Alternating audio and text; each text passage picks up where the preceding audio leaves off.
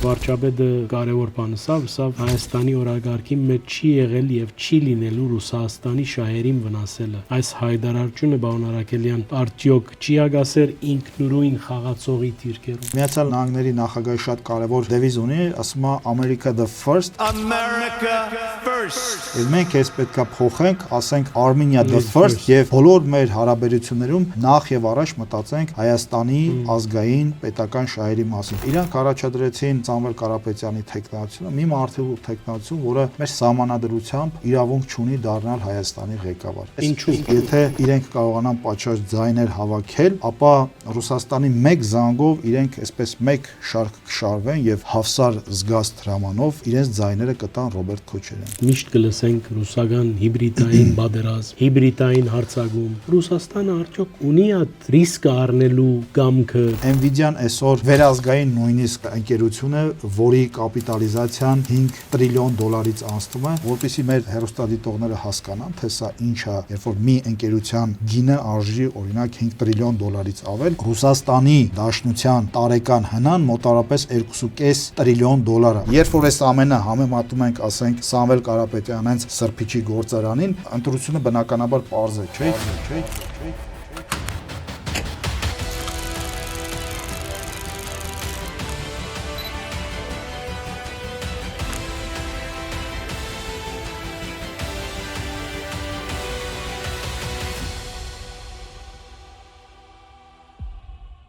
Բարև ձեզ հարգելի հետևորդներ, Արևելքի հարթագի ես Սակոարյանն եմ, կշարունակենք մեր անկեղծ զրույցներու շարքը, այսօր հյուրս քաղաքագետ Էդգար Արաքելյանն է։ Բարի եկած եք։ Բարև ձեզ։ Շուտով պիտի ասենք, պարոն պատգամավոր, բարի եկած եք։ Դե դա կախված կլինի մեր ընտրողներից եւ Աստված առաջ։ Ես հավատում եմ։ Պարոն Արաքելյան, այս քանի օրերուք թեժ թեման այն էր, որ վենց եկած է նեցուկ ցույց տալու եւ ընդրական կեմպեյն կատարելու վարչապետ Փաշինյանի համար, ինչպես կհագադարձեք։ Դե Վենսի այցելությունը, ինչպես նշեցինք, պատմական էր եւ այդ մասին խոսեց հենց Վենսը եւ ուղիղ ասեց, որ սա պատմական այց է։ Իսկ ինչ վերաբերում է վարչապետին աջակցությանը, ապա բնականաբար շատ կարևոր է, որ այսօր Միացյալ Նահանգների երկրորդ պաշտոնյան կամ եթե կուզեք երկիր մոլորակի երկրորդ պաշտոնյան մեր երկրի ղեկավարի նկատմամբ ունի նման վերաբերմունք, ոչ միայն ունի նման վերաբերմունք, այլ նաև արտահայտվում է։ Սա խոսում է մեր երկրի ղեկավարի առաջնորդության, ինչպես նշեց Վենսը, մեր երկրի ղեկավարի նաև միջազգային ասպարեզում նման ուրեմն գործընկերների շրջանում հեղինակության մասին եւ մեծ առումով մեր երկրի հեղինակության մասին։ Իհարկե համընկել է այսպես նախընտրական ժամանակահատվածում եւ դա կարող է որպես այդ campaign դիտարկվի, բայց կարծում եմ, որ եթե դուք կհիշեք Միացյալ Նահանգներ այցելության ժամանակ, երբ որ նոր էր վարչակազմը ձևավորել Թրամփի, հենց վարչապետը Վենսի հետ հանդիպեց, որը Եվ այդ նկարն ալ ծաղրանքի եւ կհիշեք, այո շատ լավ նշեցիք, որ այդ նկարը այն շրջանակների կողմից, ովքեր այսօր անհանգստացած են, որ Հայաստանում բազմամիլիարդ դոլարանոց դոլարների ներդրումներ արել, այդ շրջանակները վերցրեցին, ընդամենը սկսեցին նկարը կոմենտել, հետևը դրոշ չկա, խեղճ ու կրակ է կանած, սենյակը լավ չէր, թափված էր, պրոֆեսիոնալ ֆոտո չի նկարվել, բայց հենց այդ հանդիպումն էր, նաև վարչապետը նշեց, որ նաև հենց այդ հանդիպումն էր, որ տվեց այս արդյունքները ու շատ լավ է ու ընդհանրապես մենք պետք է նաև դուրս գանք այդ սովետական չինովնիկական, նաև միջազգային հարաբերությունների մակարդակում այդ սովետական չինովնիկների բաներից, որ պետք է փողկապը ասած կապած պիջակով, չգիտեմ, շատ լուրջ հայացքով գնալ եւ հանդիպել, նրանք նույնպես սովորական մարդիկ են, նրանք նույնպես մարդկային այսպես էմոցիաներ ունեն եւ այդ մարդկանց հետ կարելի է նաև հարաբերվել եւ շատ լավ արդյունքներ ունենալ նույնիսկ անձնական ուրեմն հարաբերությունների համատեքստում, որը կարող է բերել մեր երկրին շատ կարևոր դիվիդենդներ, ինչը եւ տեղի ունեցավ։ Գիտեք, դուք համար 013-ն եք, արդեն կացիական պայմանագիր կուսակցության կողմէ պիտի դառնաք տեխնազու, հավանական տեխնազու եք, ինչ process է, ինչպես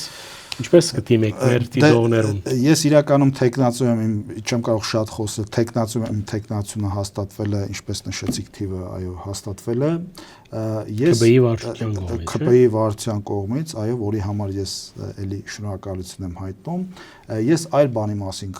կցանկանայի խոսել, քաղաքացիական պայմանագիր կուսակցության մասին եւ այս process-ի մասին կուզեմ խոսեմ։ Սա աննախադեպ, ուրեմն քայլ է քաղաքացիական պայմանագիր կուսակցության կողմից, երբ որ առաջին անգամ Հայաստանի Հանրապետությունում խորհրդարանական համամասնական ցուցակը ուրեմն որոշվում է ոչ թե մեկ անձի կողմից մեկ գիշերում նստել եւ գրելով իր քիմքին հաճո մարդկանց եւ նաեւ ֆինանսներին հաճո մարդկանց, այլ հնարավորություն է տրվում միջազգային կամ եվրոպական կամ ամերիկյան լավագույն ժողովրդավարական չափանիշներին ուրեմն համահունչ իրականացնել այսպես կոչված primariesները, ներքին կուսակցական ընտրությունները եւ հնարավորություն տալ կուսակցական ակտիվին որոշել թե ումն են ցանկանում տեսնել այդ տեխնացուների շարքից խորհրդարանում եւ սա նույնպես նաեւ հարգանք է հենց կուսակցականներին, կուսակցական ակտիվին, որոնց ուսերին է նաեւ այդ կուսակցական այդ ծանր ամբողջ աշխատանքը մարզերում, տարածքներում եւ այլն եւ այլն։ Եվ մյուս կողմից սա նաեւ խիստ կարևոր քաղաքական մեսեջ է, քաղաքացիական պայմանագիր կուսակցությունը հերթական անգամ ապացուցում է,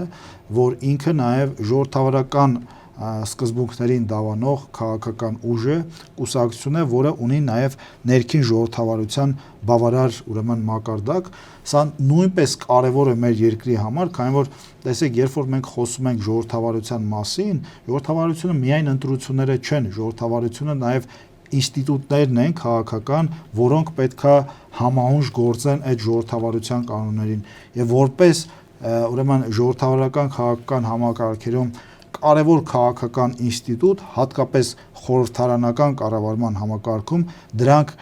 կուսակցություններն են եւ եթե կուսակցությունները կառավարվում են ավտորիտար սկզբունքով, ապա այդ կուսակցությունը եթե մի օր գալիս է իշխանության, ապա պետությունը կառավարում է այդ նույն սկզբունքներով։ Այդ նույն ավտորիտար սկզբունքները պրոյեկտվում են պետական կառավարման ամբողջ ինստիտուտների վրա եւ մենք էլի ունենալու ենք ուրեմն ավտորիտար կառավարմամբ պետություն, որը հանգեցնելու է հերթական կրախին մեր պետությանը եւ հետեւաբար սա ես կարծում եմ նաեւ առաջիկայում շատ քաղաքական ուժեր կկազմեն իրենց ցուցակները եւ ես համոզված եմ որ ԿՊ-ն քաղաքացիական պայմանագիրը կլինի միակ կուսակցությունը, որը այս ժողովրդավարական սկզբունքով կընտրի իր քաղաքական թիմին առաջիկա խորհրդարանական ընտրություններում։ Ուժեղ Հայաստանի մասին ուզեի հարց տալ, դուք կհամարեք, որ իրական քաղաքական գշիր ունեցող ուժ է այս ուժը, թե շատ ավելի մեդիա արդատրված նախագիծ է։ Իրական ընդրազանգված ունի, գա այնտեղ։ Եվ շատ գլսենք, գիտեք, այս վերջին օրերուն, որ թիվը գաջի համագիրներուն անընդհատ համացանցի վրա է։ Նախ այդ թվերը համացանցում մենք ականատես եղանք այդ չաթբոթերին, թե ինչպես համարակալված չաթբոթերը այսպես ուրեմն աշխատում էին, եթե իրանք այդ 10-20 հազար կամավորները չաթբոթերին նկատի ունեն, ապա ցավում եմ իրանց համար։ Իհարկե սա ֆինանսների եւ այդ մեծ ֆինանսներով ուրեմն աշխատող մեդիայի ավելի շատ փչած փուչիկ է, որի պայթյունը մենք կլսենք առաջիկա ընտրություններում, առավել եւս հենց այսօր մենք տեսանք, որ այդ այսպես ասած ինտրիգը պահելով, չնայած այդտեղ մեծ առումով ինտրիգ էլ չկար, հասկանալի էր թե ով է իրանց վարչապետի տեխնացուն, իրանք առաջադրեցին Սամվել Կարապետյանի տեխնացությունը, մի մարդու տեխնացություն, որը մեր սահմանադրությամբ իրավունք չունի դառնալ Հայաստանի ղեկավար։ Սա նույնպես ինչու, որովհետև Սամվել Կարապետյանը նախ բացառապես Հայաստանի Հանրապետության քաղաքացի չէ, մեր սահմանադրությունը դա է պահանջում, որ Հայաստանի վարչապետը պետքա բացառապես լինի Հայաստանի Հանրապետության քաղաքացի։ Մենք գիտենք, որ Սամվել Կարապետյանը նաև Ռուսաստանի քաղաքացի է, նաև եվրոպական երկրներից մեկի քաղաքացի է, եթե չեմ սխալվում։ Եվ բնականաբար վերջին 4 տարվա այդ կեցության արգելքը կա, մենք գիտենք, որ Սամվել Կարապետյանի հիմնական աշխատանքի տեղը եւ բիզնեսը Ռուսաստանում է եւ իր հիմնական կեցության վայրը դա Ռուսաստանի Դաշնությունն է, իրանք այստեղ գալիս են մեկ-մեկ այտենց քաղաքական գաստրոլների կամ չգիտեմ ինչերի եւ այլն, մի խոսքով մեր սահմանադրությունը եւ օրենսդրությունը արգելում է Սամվել Կարապետյանին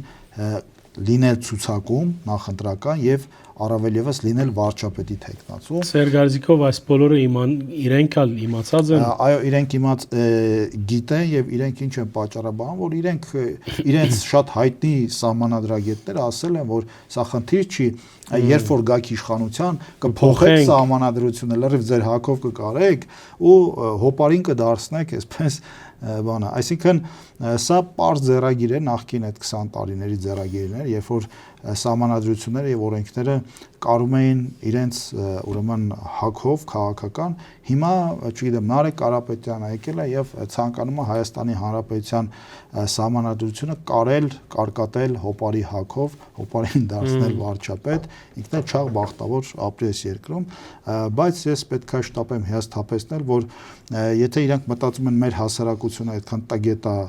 կամ այդքան անհարգալից են մեր հասարակության նկատմամբ, որ ոչինչ չեն հասկանում, ապա այստեղ էլ իրանք չարաչար սխալվում են։ Եվ Ռուսաստանից եկած ցանկացած քաղաքական ուժի անհատի կամ, չգիտեմ, քաղաքական գործչի ամենամեծ սխալը հենց կայանում է տեղում, երբ որ իրենք հաշվի չեն նստում հայ հասարակության կարծիքի հետ, որի արդյունքում իրենք տապալվում են։ Գիտեք, շատ կլսենք նախկին վարչապետի անունը, Գարեն Ղարավեդյանի անունը, որ պիտի մասնագիծ դառնա այս բայկարին, ինչ պատահեցավ ձեր դերակցությունը։ Կարեն Կարապետյանը հենց այդ նույն խնդրով էլի իրավունք չունի գալ մասնագիծ։ Նույն հարցով, քանի որ էլի ինչքան գիտեմ, կեցության խնդիր ունի, մյուս կողմից էլ ես չեմ կարծում, որ Կարեն Կարապետյանը ուրեմն ունի լուրջ առավելություններ, եթե իր առավելությունը այդ ժիլետն է, ապա ես ձեզ վստահեցնում եմ, դուք ձեր ճաշակով այդ ժիլետով շատ ավելի մեծ հնարավորություն ունեք, քան Կարեն Կարապետյանը։ Բարդ բանսիկ, իսկ ձեր կարծիքով այս բոլորը հաշվի առնելով, այսինքն այս ուժը երկրորդ ուժ դառնալու լուրջ հայտ կներկայացնի այսօր։ Այսինքն մենք ինչ պիտի տեսնենք առաջիկային։ Իհարկե իրան գնում են դրան, բայց միևնույն ժամանակ գիտենք, որ այդ ռուսական դաշտում կան մի քանի էլի խաղացողներ, Ռոբերտ Քոչարյան, Սերժ Սարգսյան, Սամվել Կարապետյան եւ էլի կլինեն որոշելի, ովքեր կփորձեն այդ դաշտում այդ բլիթի այդ հատվածից իրանց բաժանել, բայց այստեղ ես մի շատ կարևոր հանգամանք ուզեմ առանձնացնեմ, ուրեմն Ռուսաստանում կա որոշում, որ իրենց հիմնական թեկնածուն լինելու է Ռոբերտ Քոչարյանը եւ Սամվել Կարապետյանները, Սերժ Սարգսյանները, չգիտեմ, մյուսները, ովքեր այսօր փորձում են դիստանցավորվել մեկը մյուսից եւ ասել, որ մենք կապ չունենք, դա այդ մեծ խաղի մի մասն է, ինչպես օրինակ Գյումրիում ասում են մենք Վարդան Ղուկասյանին չենք բերի իշխանության, հայոյում էին ինչ որ կամ վատաբանում էին, նույնիսկ ասում էին, որ դա իշխանության թեկնածուն է, Վարդան Ղուկասյանի միջոցով իշխանությունն է ուզում ձայներ պոկել տանել, բայց արդյունքում մենք ինչ տեսանք, որ իրենք հավաքեցին ձայները, տվեցին Վարդան Ղուկասյանին, Վարդան Ղուկասյանը դարձավ քաղաք։ Հիմա նույն սցենարը այստեղ է,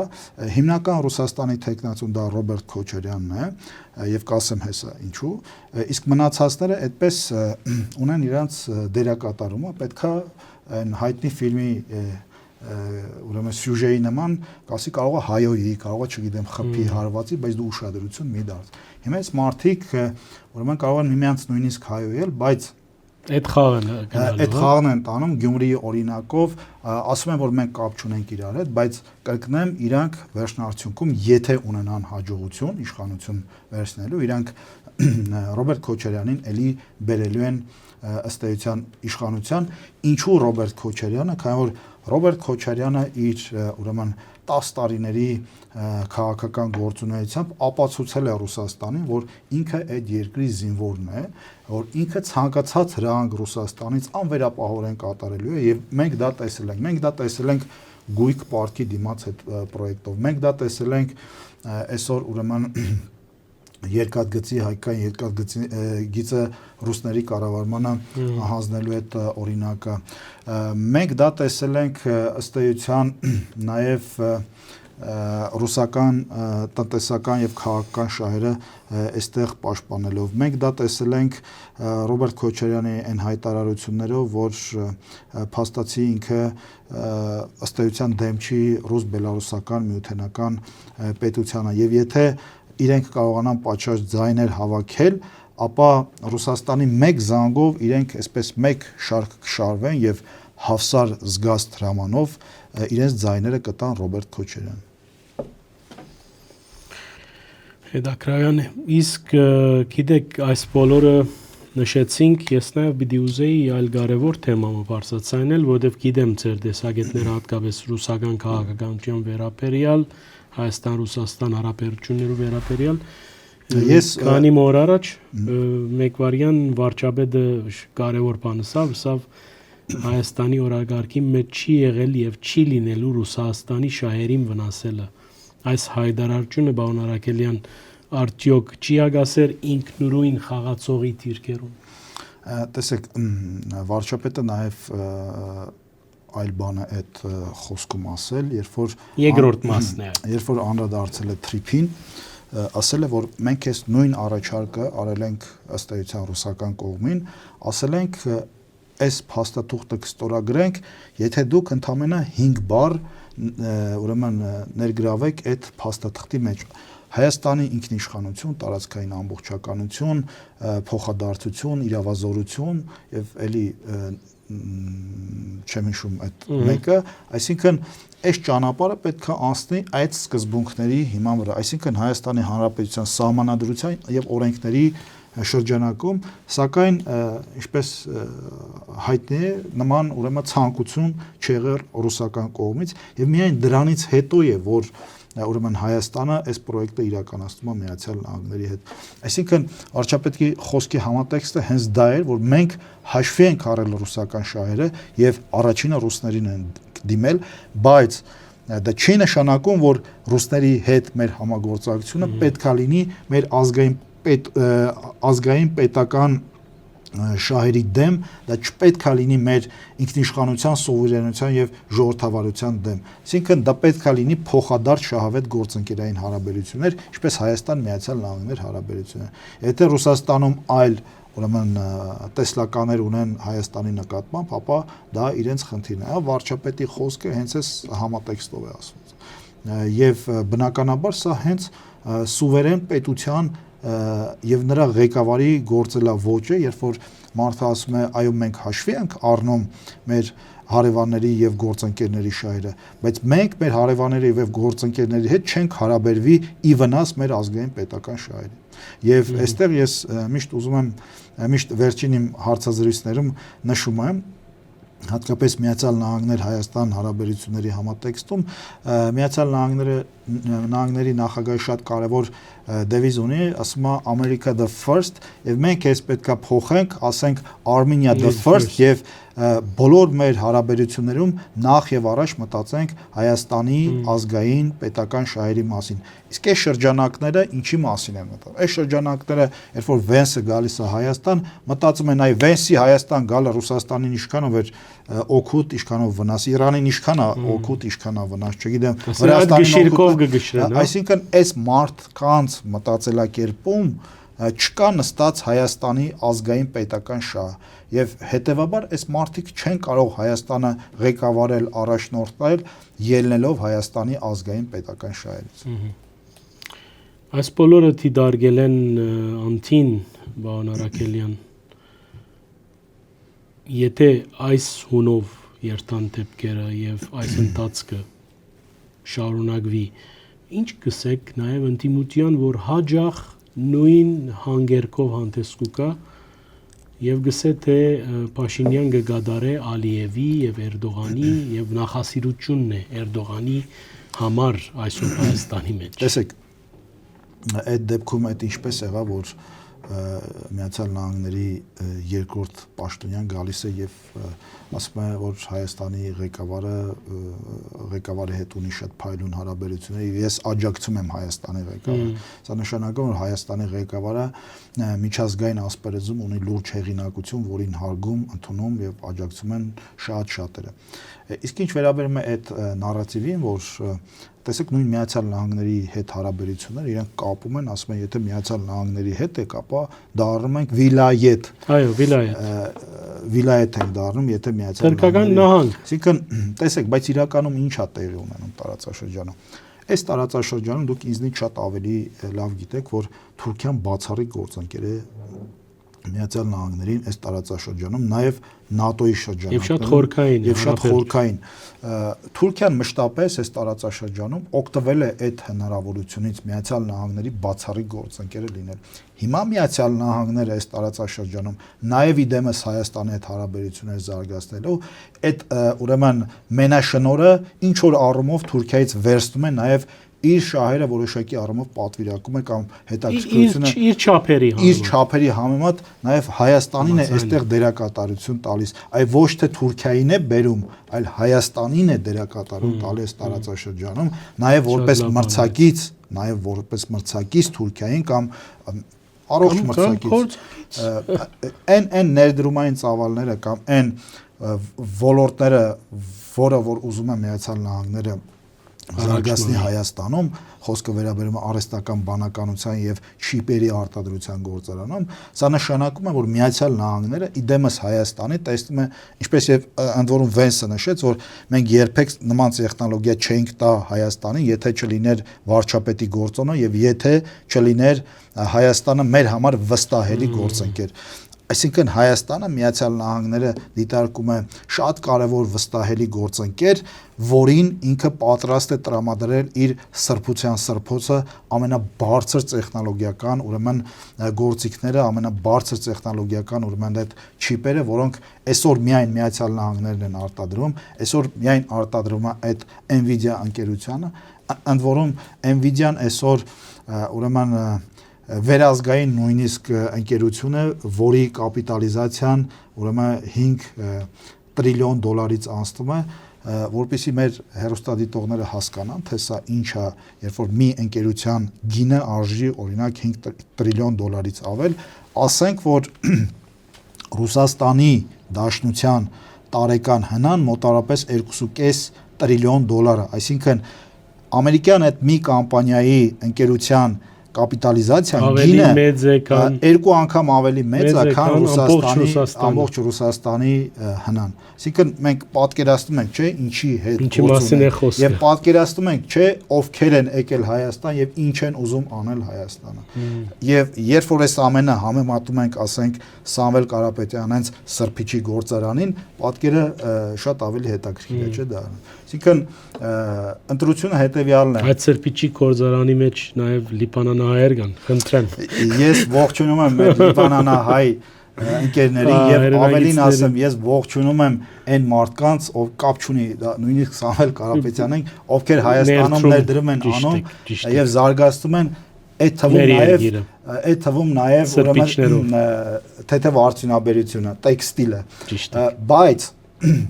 մենք պետք է հասկանանք Հայաստանի նման պետությունները հերանեկարը սրբիչի գործարանն ու թեթև տեքստիլ արդյունաբերությունն է, թե օրինակ բարձր տեխնոլոգիական արհեստական բանականությունը եւ չիպերի գործարանը։ Եվ ընտրությունը բնականաբար պարզ է, չէ, եւ Հայաստանի նման փոքր պետությունը, որը ունի փոքր մարդկային նաեւ ռեսուրսներ աշխարհագրական նաեւ դիրք, ինքը կարող է դառնալ գլոբալ խաղացող բացառապես բարձր տեխնոլոգիական այդ թանկարժեք ապրանքը եւ ծառայությունը արտադրելով եւ արտահանելով։ Եվ հետեւաբար մարդիկ, ովքեր այսօր եկել ուզում են հայտարարում են, որ ուժեղ Հայաստան ենք սարքելու, ուժեղ Հայաստանը չի սարքվի, այս պայմանական եմ ասում սրբիչի գործարանով, ուժեղ Հայաստանը սարքվում է արհեստական բանականությամբ եւ չիպերի գործարանով, ավելին ասեմ, եթե իրենք ցանկանան նույնիսկ չիպերի գործարան հիմնել եւ արհեստական բանականության գործարան հիմնել, նրանք չեն կարող երկու շատ կարևոր պատճառներով։ նախ այդ գումարները չունեն, բայց եթե տեսականորեն համարենք, որ իրենք ունեն այդ գումարները, այդ տեխնոլոգիաները չունեն եւ Ռուսաստանը, Ռուսաստանի հետ իրենք այդ տեխնոլոգիաները չունեն, քանի որ այդ տեխնոլոգիաները արևմտյան են, այդ տեխնոլոգիաները Միացյալ Նահանգներին են, իսկ արևմուտքը Ռուսաստանին եւ Ռուսաստանի շահերը սպասարկող ուրեմն գործարար Սամվել Կարապետյանին եւ նրանց քաղաքական թիմին նման տեխնոլոգիաներ չի վստահի, քանի որ այդ տեխնոլոգիաները շատ կարճ ժամանակ հետո կարող են հայտնվել երրորդ երկրների ձեռքում։ Բարին, այսքան ներկայացուցինք մյուս կողմեն մտավախություններ ունեք, գիտեք, միշտ կլսենք ռուսական հիբրիդային պատերազմ, հիբրիդային հարձակում։ Այսինքն անունը կարծես մեծ է, կամ Ռուսաստանը արդյոք ունի այդ ռիսկը առնելու կամքը քաղաքական ենթատեքստով խառնվելու Հայաստանի ներքին գործերում։ Հարգելի Սաքո, իմ լավ ընկեր, իմ լավ բարեկամ, դուք լինելով հիանալի վերլուծաբան, շատ լավ գիտեք, որ սկսած 2018 թվականից մենք գտնվում ենք այդ ժամանակահատվածում հեղափոխությունից հետո, երբ Ռուսաստանը մշտապես ցանկանում է, որ այստեղ էլի իշխանափոխություն տեսնել եւ հատկապես 2020 թվականի պատերազմից հետո մենք դրա ականատես ենք լինում այդ գործընթացի շատ ավելի սուր դրսևորումների, իսկ ընտրություններին ընդառաջ մենք շատ ավելի այսպես ցայտուն իրավիճակների կհանդիպենք, մենք տեսնում ենք, թե ինչպես են ռուսական պետական հեռուստաընկերությունների պրոպագանդիստները Հայաստանի ու նրա իշխանությունների հասցեին ուրեմն արտահայտվում, մենք տեսնում ենք, թե այդ նույն պրոպագանդիստների հայաստանյան գործընկերների այդ երկրորդումը, այդ նույն խոսույթի Հայաստանում ինչպես է տարածում, մենք տեսնում ենք, թե օրական ինչպես է տարբեր եվրոպական երկրներում գրանցված է, այսպես կեղծ կայքերով կեղծ տեղեկատվություն տարածում, այս դրանով հանդերձ, ես կարծում եմ, որ մենք պետքա ունենք որոշակի եւ նաեւ առաջիկայում պետքա գեներացնենք որոշակի կարողություններ դրանց դեմ պայքարելու համար եւ նույն այս մեր հաղորդումը, այս որ միմյանց հետ զրուցում ենք, դա նաեւ էլի իր ինչ որ մի բաղադրիչով նաեւ նպաստում է, որպեսզի մեր հասարակությունը շատ ավելի ճիշտ պատկերացնի իրավիճակը եւ այդ ապատեղեկատվության դեմ պայքարի, քանի որ դրա հիմնական գործիքը ապատեղեկատվությունն է եւ հասարակության ապակողմնորոշումն է։ Մենք պետքա առողջ մարդկանցով, առողջ ուժերով մեր ամենօրյա գործունեությամբ, մեր հասարակության հետ աշխատանքով, մեր հանրային խոսքով նաեւ մեր հասարակությանը փոխանցենք իսկական իրական խոսքը, քանի որ դա նաև որոշակի առումով հայրենասիրություն է, քանի որ մենք չպետք է թույլ տանք, որպեսզի մեր հայրենիքը, մեր պետությունը հերթական անգամ ուրեմն օկուպացվի, քաղաքական առումով, եւ ես համարում եմ, որ 2026 թվականի ընտրությունները այդ առումով մեր համար շրջադարձային է լինելու։ Մենք այսօր ունենք, չեմ չափազանցնի ասելով, որ վերջին 1000 տարվա ընթացքում բացառիկ հնարավորություն լինել գլոբալ աշխարհի մաս, ոչ թե պարփակված հայկական լեռնաշխարհի այս մի փոքր հատվածում։ Մենք կարող ենք լինել գլոբալ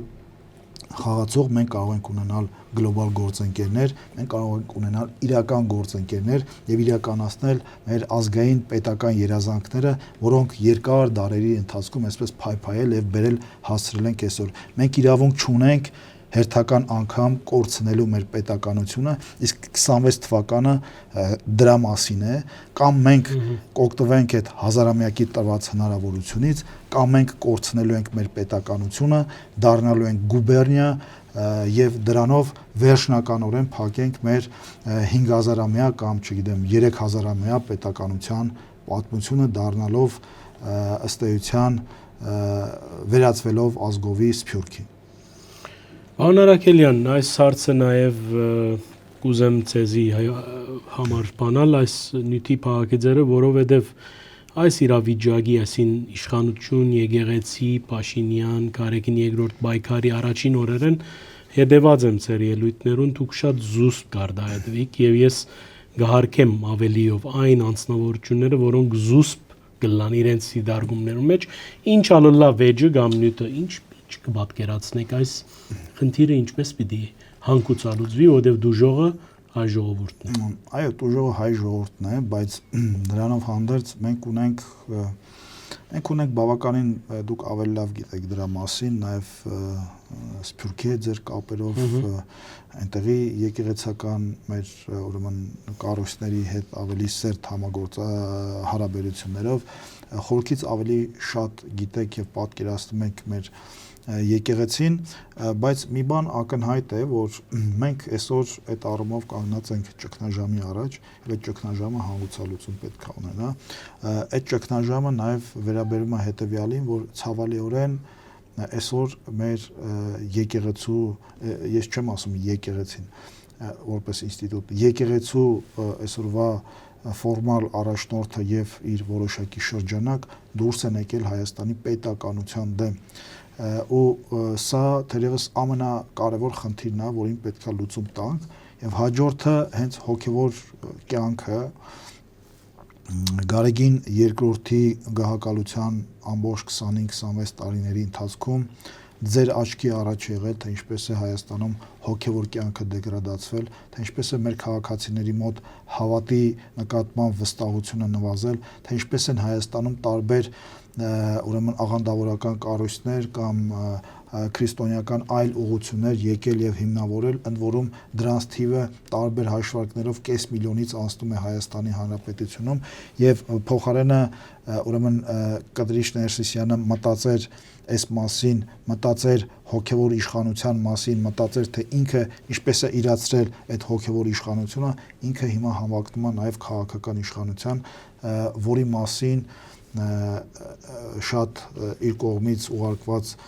ուրեմն քաղաքական ուրեմն գործընթացներ առաջնորդած հոգևորականներ բացեիբաց ասել են եւ հետեւաբար մենք պետք է նաեւ ինստիտուցիոնալ առումով որոշակի լուծումներ տանք, որպեսզի հետագայում նման խնդիրների առջև չհանդիպենք։ Մյուս կողմից էլ իհարկե դուք տեսաք մեր ԱԱՑ-ի տարածած փաստաթուղթը, մյուս կողմից էլ մենք գիտենք, որ մշտապես հատկապես սովետական միությունը մշտապես ուրեմն օգտագործել է եկեղեցական կառույցները ոչ միայն հայ առաքելական, այլ նաև արևելյան Եվրոպայում եւ այլն որպես գործակալական ցանց ցավալիորեն եւ դա փաստ է, ոչ ոք չի կարող շղթել եւ ցավալիորեն մեր եկեղեցու որոշ պաշտոնյաներ, առաջնորդներ դերևս այդ ցանցի երևի մաս են կազմում եւ առաջնորդվում են նախկին իմպերիայի ազգային եւ պետական շահերով, սա այլևս ազգային անվտանգության հարց է, սա այլևս հոգեվոր դաշտից դուրս դաշտ է եւ բնականաբար այստեղ պետությունը պետքա խիստ միջամտություններ իրականացնի, անկախ նրանից թե ովքեր ինչ կասեն, թե սա քաղաքական ճնշումներ է, սա եկեղեցու կամ կաթողիկոսի դեմ ուղղված ինչ որ բաներ են, սա այլևս ազգային անվտանգության հարց է։ Մենք Ուկրաինայի իրադարձություններին էլ ենք հետևում, տեսնում ենք թե ամսվա կտրվածքով ուկրաինական անվտանգության ծառայությունները ինչպիսի բացահայտումներ են անում բուն եկեղեցու ներսում, բացահայտում են այն գործակալներին, ովքեր աշխատում են ռուսական հատուկ ծառայությունների հետ եւ ցավալիորեն այսօր մեր ԱԱՑ-ն ազգային անվտանգության ծառայությունը հրապարակում է մի փաստաթուղթ, որից ցավալիորեն տեղեկանում ենք, որ Գարեգին II եղբայրը Եզրասը, ով ղեկավարում է հայ առաքելական եկեղեցու շատ կարևոր թեմերից մեկը, հանդիսացել է եւ այսօր էլ համագործակցում է կոնկրետ երկրի գաղտնի ծառայությունների հետ ի վնաս Հայաստանի Հանրապետությանը։ Ավելին մենք վերջերս մի շատ կարևոր ինֆորմացիայի տիրապետեցինք, որ իրենք փոխել են ուրեմն հայ առաքելական եկեղեցու այդ թեմի անունը մտցնելով ռուսական հնչեղության ուղղափառ բառը, եթե ես չեմ սխալվում, մեր պրակտիկայում, եթե նույնիսկ ուղղափառ բառը օգտագործում ենք, մենք ասում ենք ուղադավան, հա, մեր պրակտիկայում մենք եթե բանավոր խոսքում օգտագործում ենք ուղադավան։ եւ այս ամենով հանդերձ ես կարծում եմ, որ թե եկեղեցու եւ հոգեվոր անվտանգության տեսանկյունից եւ թե պետության եւ ազգային անվտանգության տեսանկյունից այս հարցը պետքա շուտապույտ լուծում ստանա, իսկ այդ լուծումը բնականաբար Կտրիչ Ներսիսյանի հեռացումն է եւ նոր կաթողիկոսի ընտրությունը եւ մնացած գործընթացներով հանդերձ խոսքը վերաբերում է եկեղեցու բարեփոխումների եւ բարենորոգմանը։ Նաև պիտի ուզեի իմանալ ձեր տեսակետը, եթե բարեաճողվի լինեք ազգային ժողովի մեջ, արդյոք ինչ ծրագիր ունիք սպիրկի հետ կապված, այս հարցը գտամ դրված լալով որ դուք ալգաբեր ունիք եւ ինձ համար շատ դխուր է հաջող լսել, որ այսօր Հայաստան սպիրկ հարաբերությունները վադարող չեն առնվազն շատ տեղեր է դարբեր գարձիկներ կան, սակայն գուզեի լսել ձեր դիտարկումը, որովհետև սպիրկը նաև չմոռնանք մեր նավթն է, ոչ միայն նյութական մարդուժի առումով։ Ես շտապ եմ ասել ձեզ, որ դա իմ համար առաջնային խնդիր է, ոչ միայն որպես քաղաքական գործիչ, այլ նաև որպես քաղաքագետ, քանի որ ես իմ մասնագիտական գործունեության ընթացքում ուսումնասիրել եմ Սփյուռքը եւ ըստ էության թեզեր եմ պաշտպանել դրա հետ կապված աշխատել եք այդ աշխատել եմ այդ ուղղությամբ, դա իմ համար հարազատ ուղղություն է եւ ես ունեմ իմ պատկերացումները Սփյուռք-Հայաստան հարաբերությունների եւ դրանք ուրեմն բնավել կենացային մակարդակի ուրեմն պատկերացումներ չեն, ընդհակառակը դրանք շատ ավելի գործնական ուրեմն պատկերացումներ են եւ ես կարծում եմ, որ մենք այլևս պետքա շրջենք այդ էջը Հայաստան-Սփյուռք հարաբերությունների այն բովանդակության, երբ որ Հայաստանը Սփյուռքին դիտարկում է ներողություն արտահայտում կթանկով եւ մյուս կողմից է Սփյուռքը պետքա Հայաստանի նաեւ ռացիոնալ տեսանկյունից դիտարկի, ավելին մենք ունենք շատ մեծ պոտենցիալ, այդ պոտենցիալը պետքա զարգացնենք հստակ շեշտադրումներով, դա տնտեսական համագործակցություն է, դա տնտեսական ցանցերի ստեղծումն է, դա ուրեմն քաղաքական համագործակցություն է Սփյուռքի հետ, մարդկային ներուժի օգտագործում է, դա մասնագիտական հարաբերություններն են։ Ես համոզված եմ, որ մենք եթե շեշտը դնենք այս որակական համագործակցության վրա, ինքը իր հետևից բերելու է նաև քանակական համագործակցությունը եւ մենք կունենանք բավականին հետաքրքիր հարաբերություններ։ Ես երբեմն մի մոդել եմ շեշտադրում եւ ըստ էության այդ մոդելի շուրջ մտածում եմ, մտորում եմ եւ նույնիսկ սկսել եմ որոշակի աշխատանքներ տանել եւ չի բացառվում, որ նաեւ եթե հայտնվեմ ազգային ժողովում, նաեւ զուգահեռ զբաղվեմ դրանով որպես դիսերտացիայի թեմա։ Ինձ համար շատ հետաքրքիր մոդել է օրինակ ջուղայի մեր այդ հայտնի վաճառականության ցանցը, թե ինչպես մի փոքր համայնք տնտեսական մոդելի կիրառմամբ կարողացավ դառնալ այդ ցանցային մի մոդել, որը ամբողջ ուրեմն տարածաշրջանը կապեց իր հետ եւ այսօր մենք փաստացի ունենք այդ հնարավորությունը եւ մենք կարող ենք այդ անցյալի պատմական մոդելը բերել եւ այսօր որոշակի ձևափոխումներով կիրառել Հայաստան-Սփյուռք հարաբերություններում առևտրային ցանցերի, առևտրային կազմակերպությունների, առևտրային միությունների եւ այլն, այսինքն նմանատիպ մոդելների ստեղծման եւ կիրառման միջոցով։ Եվ բնականաբար շատ կարեւոր է ինձ համար նաեւ ներգաղթը Սփյուռքից եւ մենք պետքա բոլոր պայմանները ստեղծենք, որպեսզի նաեւ մեր հայրենակիցները վերադառնան Հայաստան, քանի որ ես կարծում եմ, որ մեր համար որպես հայի երկիր մոլորակի լավագույն թերևս տեղը հենց Հայաստանի Հանրապետությունն է, ու մենք պետքա մեր այստեղ ապրելով նաեւ շենացնենք մեր երկիրը։ Դրական շեշտերով ավարտենք, որում նաև ձեր օրինակը պետքա նաև բոլորի համար դուք ձեր օրինակով նաև անգերձ զրույցեր մեր ագընթիրներուն նաև ասեմ, որ այսօր անգերձ զրույցս քաղաքագետ Էդգար Արաքելյանի հետ էր, այսօր խոսցանք Ներքաղաքական օրագարկի մասին վստահ եմ առիթներ կլինեն նաև խոսելու շրջանային, նաև միջազգային զարգացումներուն վերաբերյալ։ Եվ այս բոլորի համար վիդեո առաջարկեմ հետևիլ մեր էջերուն, լայք մսեղմել, մեկնաբանություն մտողել, անշուշտ ընդունելի սահմաններում մեջ այդպիսով խտանած գլակ անգախ մամուլի մեր առաքելությունը բարին ընծես։